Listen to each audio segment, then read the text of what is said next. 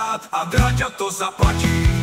Všichni smrdi za sebou, za sebou, za sebou jdou.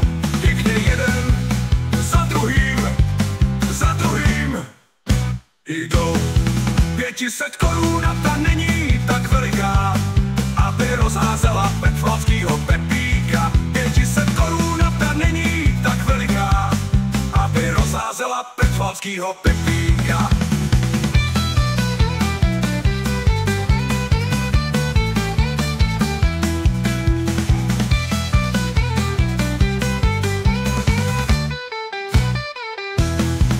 Všichni smrdi za sebou, za sebou, za sebou jdou. Pěkně jeden za druhým jdou. 500 korun ta není tak veliká, aby rozházela petflavskýho Pepíka. 500 korun ta není tak veliká, aby rozházela petflavskýho Pepíka.